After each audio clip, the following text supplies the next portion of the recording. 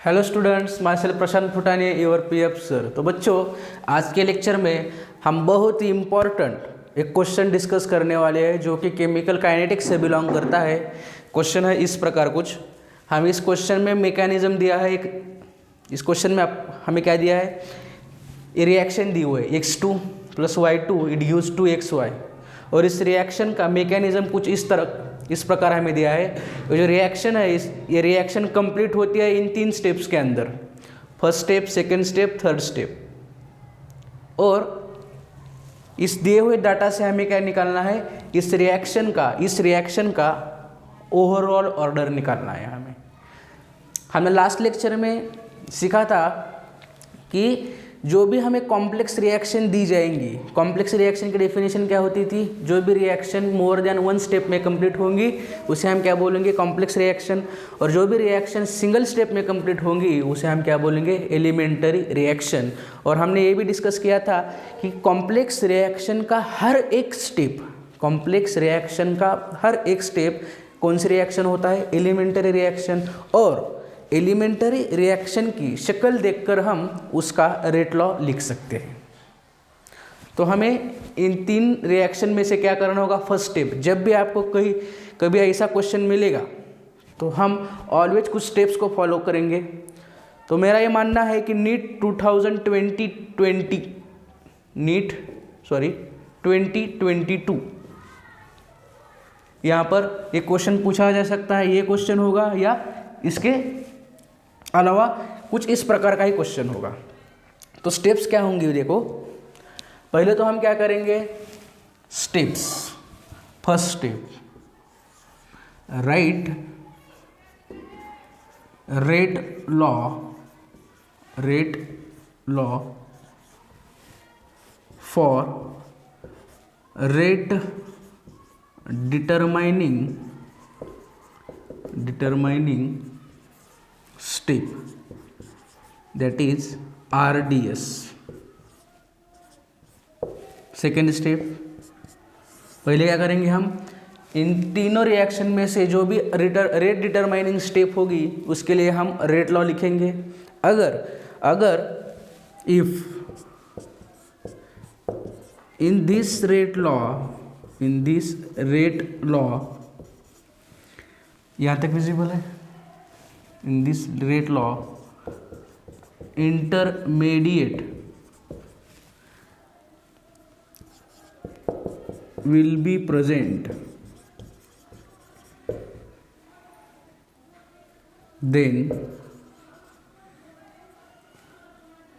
remove it। क्या करेंगे हम, पहली स्टेप, ये जो 3 रिएक्शंस दी हुई है इनमें से जो भी रेट डिटरमाइनिंग स्टेप होगी उसके लिए रेट लॉ लिखेंगे। अगर रेट लॉ में इंटरमीडिएट हो प्रेजेंट तो उस रेट इंटरमीडिएट को हम क्या करेंगे, हटाएंगे। तो हमने लास्ट लेक्चर में बात की थी कि इन तीनों रिएक्शन में जो भी स्लो रिएक्शन होगी वो क्या होती है, रेट डिटरमाइनिंग स्टेप। यानी in this reaction this is RDS।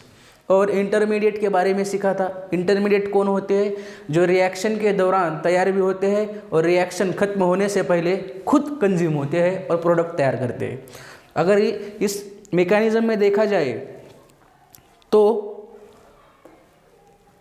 ये दोनों, यानी ये X क्या होगा, इंटरमीडिएट, क्योंकि जो भी आपको कोई इन अपोजिट साइड में सेम दिखेगा वो क्या होगा, रिएक्शन इंटरमीडिएट। यानी यहाँ पर X और यहाँ पर भी X है, यानी ये दोनों क्या होंगे, इंटरमीडिएट। सेम यहाँ पर Y, यहाँ पर Y, ये क्या होंगे, इंटरमीडिएट।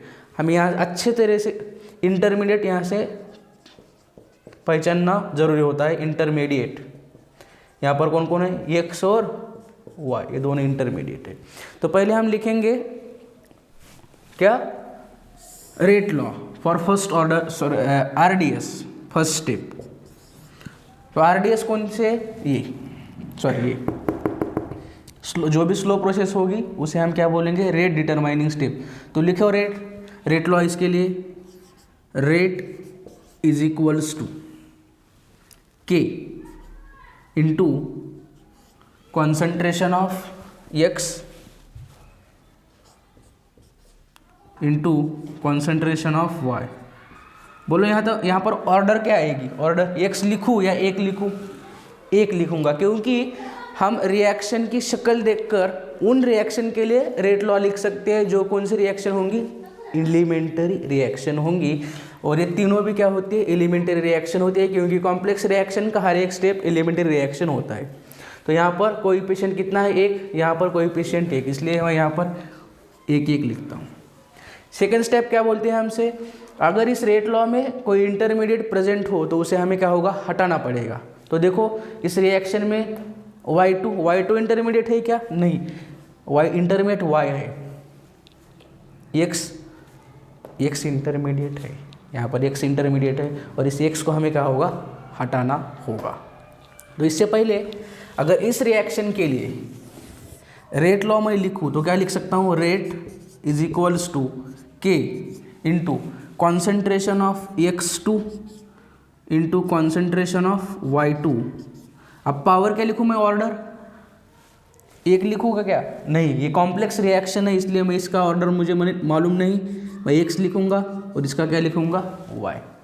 ओके, तो हमें जो भी हमें अंतिम रिएक्शन मिलेगी उसमें क्या क्या होना चाहिए, y2 भी होना चाहिए और क्या होना चाहिए, x2। यहाँ पर y2 तो है लेकिन x2 है क्या है इसमें, सिर्फ x, लेकिन हमें क्या चाहिए, x। तो हम क्या करेंगे, जो भी यहाँ पर इन तीनों रिएक्शन में हमें x2 कहाँ नज़र आता है, x2, इस रिएक्शन में जिस भी रिएक्शन में x2 नज़र आएगा हमें, उस रिएक्शन के लिए हम क्या करेंगे, इक्विलिब्रियम कांस्टेंट लिखेंगे, क्योंकि x2 हमें इस रिएक्शन में चाहिए ना, ये रिएक्शन कौन से, x2, इसीलिए राइट इक्विलिब्रियम, के इक्विलिब्रियम फॉर फर्स्ट रिएक्शन, क्या फर्स्ट स्टेप, उस फर्स्ट स्टेप को, फर्स्ट स्टेप यहाँ पर मैं लिखता हूँ। फर्स्ट स्टेप क्या होगी, x2 it gives x plus x। अगर इसको इसे इक्विलिब्रियम कांस्टेंट लिखना हो यहाँ पर मुझे इस रिएक्शन के लिए, के इक्विलिब्रियम क्या बनेगा, concentration of x into concentration of x upon concentration of x2। हमें के इक्विलिब्रियम लिखना आता है, concentration of product upon concentration of reactant. बोले यहाँ तक कोई दिक्कत, आओ यहाँ पर।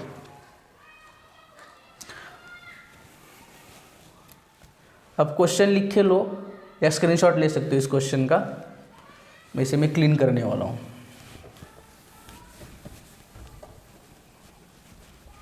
देखो अब देखो यहाँ से हमें के इक्विलिब्रियम यहाँ से क्या मिला, फिर x इंटू एक्स का क्या स्क्वेयर अपॉन x2।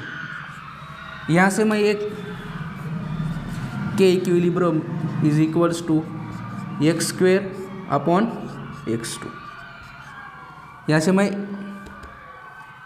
इसे यहाँ पर भेजता हूँ, K equilibrium into x2 is equals to X का स्क्वेयर। दोनों साइड रूट निकालो, रूट क्या मिलेगा हमें, रूट के इक्विलिब्रियम इंटू x2 क्या मिलेगा हमें, x2 इज इक्वल्स टू क्या, x। बोलो यहाँ तक कोई दिक्कत। और अब इस x की जो वैल्यू हमें यहाँ पर मिली इस इक्वेशन में पुट करो। इस इक्वेशन को मैं नाम देता हूँ equation A. Put x is equals to this, इसे मैं ऐसे भी लिख सकता हूँ, कैसे, x2 और इसे मैं क्या लिख सकता हूँ, यहाँ पर रूट है ना, रूट, इसे मैं 1/2 भी लिख सकता हूँ। कितना लिख सकता हूँ, 1/2। इक्वेशन ए में x की वैल्यू पुट करो put, rate is equals to K into X की वैल्यू क्या पुट करनी है हमें, ये इंटू के इक्विलिब्रियम इंटू x2, और इस पूरे ब्रैकेट की कितनी वैल्यू है हमें 1/2 रेज टू द पावर 1/2, और ये बड़ा ब्रैकेट, ये देखो या x के लिए हमने क्या लिखा, K equilibrium into x2 raise to the power 1/2 bracket close, और ये जो पावर है ये पावर मैंने यहाँ पर दी। बोले यहाँ तक कोई दिक्कत? और y2 जैसा है वैसा लिखो, y2 ओके। स्क्रीनशॉट लो इसका, मैं ये नहीं तो रहने दो, इससे यहीं पर कॉपी करता हूँ।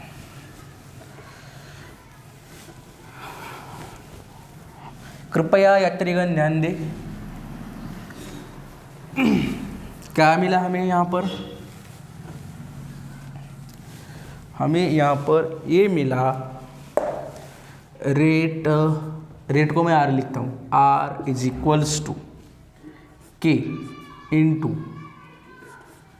K equilibrium into x2 okay, और इसकी पावर कितनी मिली 1/2, और ये y2। देखो यहाँ पर k इंटू के इक्विलिब्रियम है ना, ये पावर में सेपरेट करता हूँ 1/2। अब क्या बचा यहाँ पर? सिर्फ x2 टू द पावर 1/2 और y2 टू द पावर 1। बोलो ये भी क्या है? कांस्टेंट, रेट कांस्टेंट, और ये क्या है? Equilibrium constant. इन दोनों के लिए मैं तीसरा कांस्टेंट लिखता हूँ k डैश, या दोनों, ये इन दोनों के लिए क्या लिखता हूँ मैं? k dash. अब क्या बचेगा? x2 raise to the power 1/2, y2 raise to the power 1। अब देखो यहाँ पर हमें क्वेश्चन में पूछा क्या गया है? Overall order. क्या पूछा गया है? Overall order. अगर हम ओवरऑल ऑर्डर कैलकुलेट करें तो हमें ओवरऑल ऑर्डर क्या मिलेगी यहाँ पर? दिस 1/2 प्लस 1, इस दिस प्लस दिस, यहाँ पर जो भी हमें पावर दिखेगी ये और ये, इसे क्या करो आप ऐड, क्या मिलेगा हमें? 1/2 प्लस यानी 3/2, यानी कितना? 1.5। ओवरऑल ऑर्डर कितनी मिली हमें? 1.5, यानी ऑप्शन नंबर सी इसका आंसर होगा। बोलो यहाँ तक कोई दिक्कत?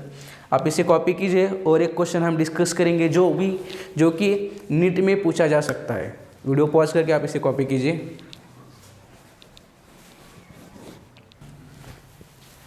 तो अनदर वन क्वेश्चन, हमें इस रिएक्शन के लिए भी ओवरऑल ऑर्डर निकालना है। तो कैसे निकालते हैं हम? पहली स्टेप क्या होगी? रेट डिटरमाइनिंग स्टेप के लिए हम क्या लिखेंगे? रेट लॉ लिखेंगे। और आरडीएस कौन सी होंगी? जो भी स्लो होगी। यहाँ पर स्लो ये है, इसके लिए हम रेट लॉ लिखते हैं फर्स्ट स्टेप। क्योंकि हमें इस रिएक्शन के लिए क्या लिखना है? ओवरऑल ऑर्डर भी लिखनी है, और इस रिएक्शन के लिए रेट लॉ भी लिखना है। And right rate law also, rate law also. देखो यहाँ पर फर्स्ट स्टेप हमारी आरडीएस के लिए क्या लिखेंगे हम? Rate law R is equals to A K into concentration of N2O2। Power कितनी लिखेंगे हम यहाँ पर? 1, क्योंकि यहाँ पर कोएफिशिएंट कितना है? 1, plus into concentration of H2। हमने रेट लॉ लिख लिया। अब देखेंगे हम कि इस रेट लॉ में कहीं हमें इंटरमीडिएट नज़र आता है क्या?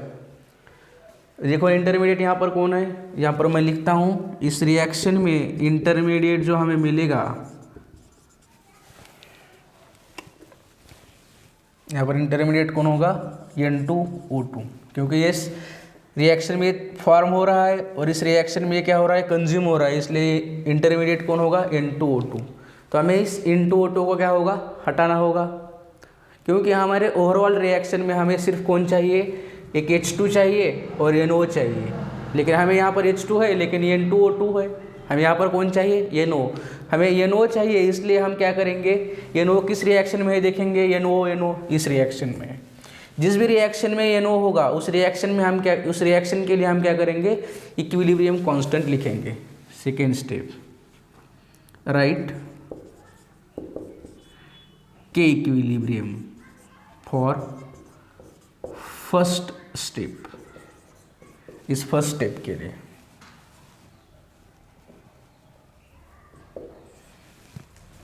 यहाँ से क्या आएगा, रिएक्शन में लिखता हूँ 2NO K1 K2 N2O2। हाँ, क्या आएगा equilibrium constant, product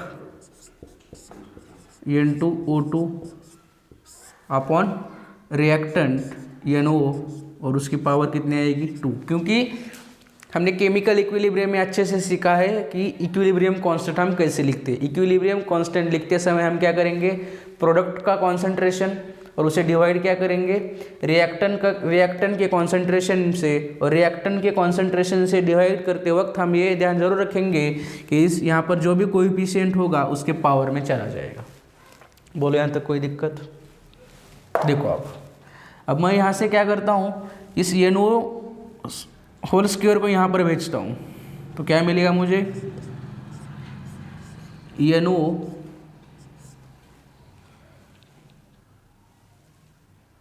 square into के इक्विलिब्रियम इज इक्वल्स, यहाँ तक विजिबल है, इज इक्वल्स टू N2O2।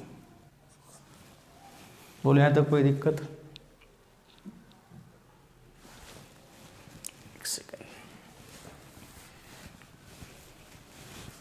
यहाँ पर लिखता हूँ मैं, यानी कुछ मुझे क्या मिला N2O2 is equals to K equilibrium into NO का होल स्क्वायर, ये मुझे मिला। अब मैं क्या करूँगा, इस N2O2 के जगह यहाँ पर इस वैल्यू को मैं यहाँ पर प्लेस करूँगा।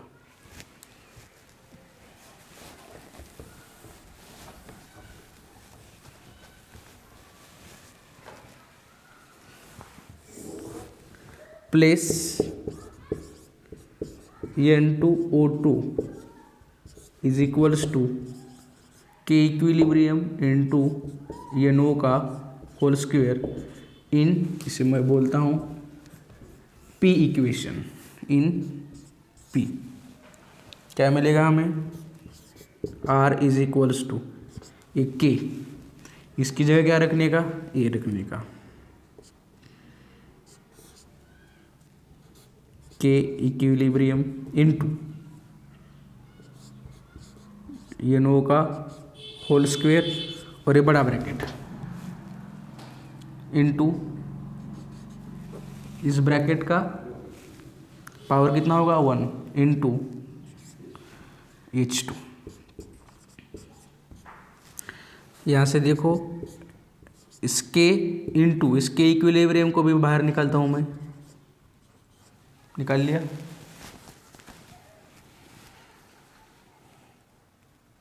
अब क्या बचा यहाँ पर, सिर्फ ये ब्रैकेट में उड़ा देता हूँ, इसकी मुझे कोई ज़रूरत नहीं।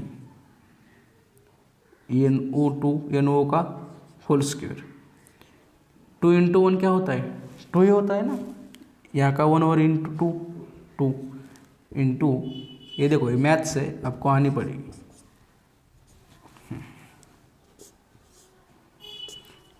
इन दोनों इक्विलिब्रियम कांस्टेंट को या दोनों कांस्टेंट को मैं नया कांस्टेंट लिखता हूँ, क्या लिखता हूँ, K डैश इंटू NO का K डैश है यहाँ, K डैश।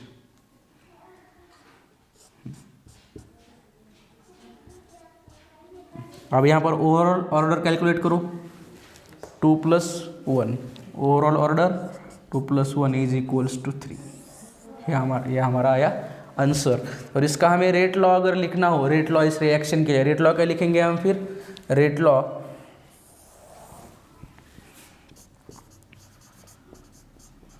क्या बनेगा? R is equals to concentration of H2 into concentration of NO into K। क्या पहले मैं K लिखता हूँ यहाँ पर, कोई दिक्कत नहीं। H2 की पावर क्या है यहाँ पर हमें?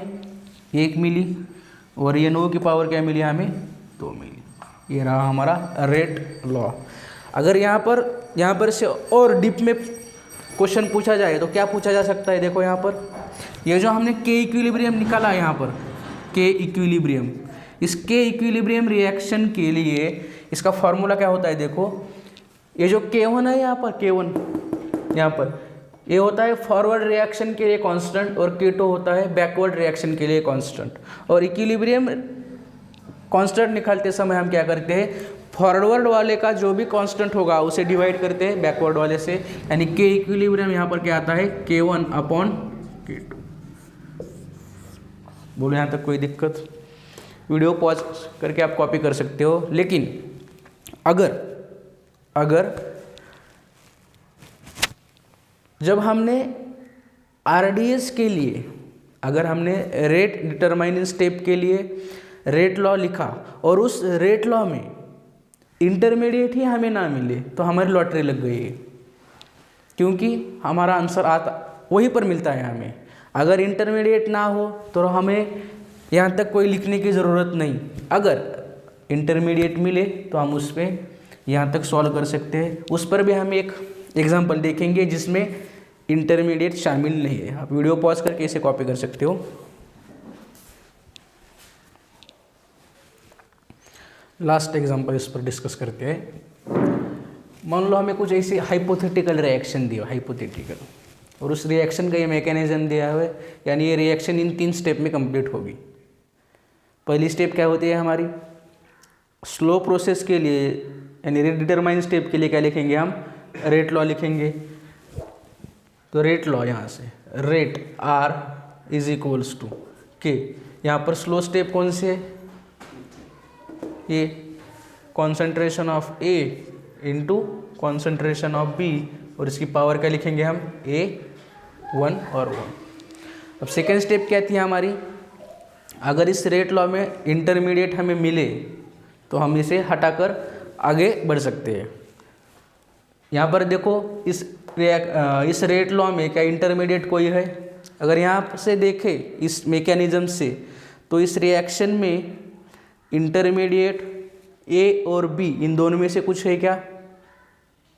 नहीं। इंटरमीडिएट कैसे पहचानते हैं हम? अगर अपोजिट साइड में दिखे हम सेम तो वो क्या होगा? इंटरमीडिएट। यहाँ पर A प्लस B है, यहाँ पर D प्लस E है, यानी यहाँ पर सिर्फ C जो है ना इंटरमीडिएट है। यहाँ पर इंटरमीडिएट कौन है?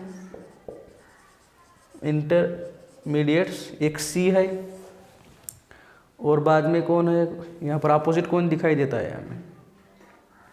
E है यहाँ पर एक, नहीं ये नहीं, क्योंकि E सेम साइड पर है, छोड़ दो उसे। क्या इस रेट लॉ में इंटरमीडिएट है क्या? नहीं। तो हमारे अब लॉटरी लग गई है, क्योंकि हमें आगे बढ़ने की कोई ज़रूरत नहीं।